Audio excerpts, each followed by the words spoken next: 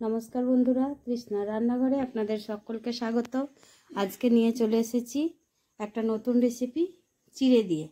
এই দেখুন, চিড়ে এখানে নিয়ে নিয়েছি, কাজু কিশমিশ, চিড়ে দিয়ে একটা নতুন রেসিপি বানিয়ে আপনাদের আমি দেখাবো।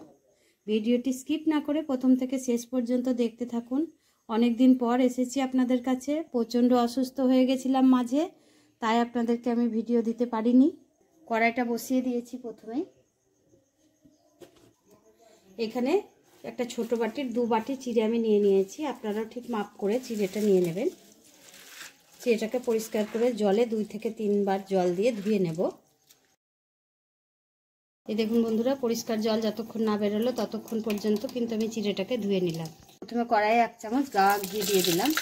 কড়াইটা খুব তেতে গেছে, গ্যাসটা একদম আসার জন্যে, ক্যারামেল করার জন্যে 2 চামচ চিনি আমি ঘিয়ের মধ্যে দিয়ে দিলাম।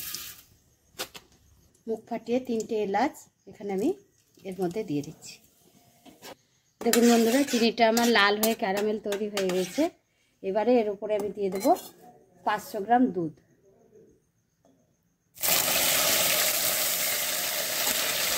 এই দেখুন, এখানে 500 গ্রাম দুধ দিয়ে দিলাম।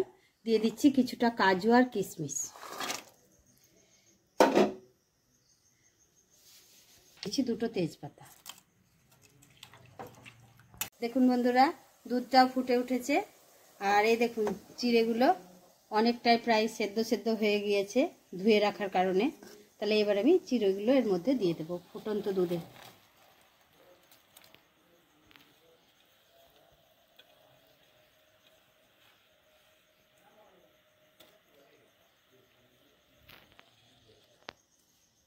পরে নাড়তে থাকবো।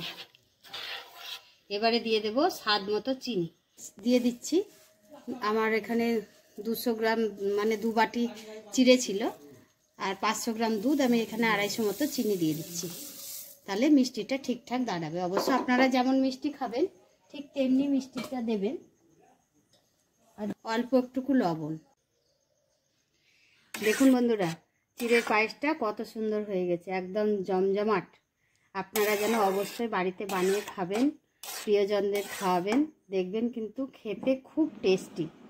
যেমন দেখতেও সুন্দর, ক্যারামেল করাতে কালারটাও কত সুন্দর হয়ে এসছে, তেমনি খেতেও কিন্তু খুব টেস্টি। তবে দেখলেন তো বন্ধুরা, কত কম সহজে ঘরে থাকা উপকরণ দিয়ে বানিয়ে ফেললাম এই চিড়ের পায়েস।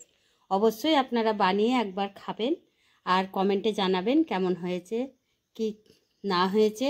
অবশ্যই যেন আপনারা কমেন্টে লিখে জানাবেন, তাহলে আমি একটু সাহস পাবো আপনাদের কাছ থেকে।